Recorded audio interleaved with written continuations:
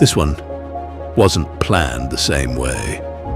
We were already on the way back, after a long day out in Sligo. Tired, but still holding on to that feeling you get after a good journey.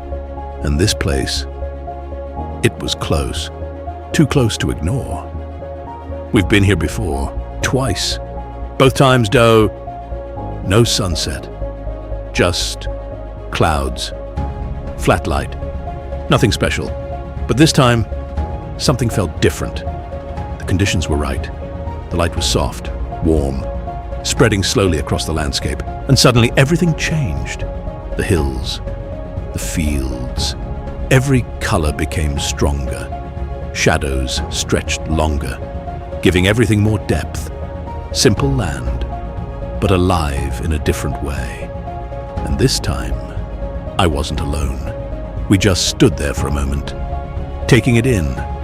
No rush, no noise, just that quiet feeling when everything lines up the way it should. Even the smallest things felt different.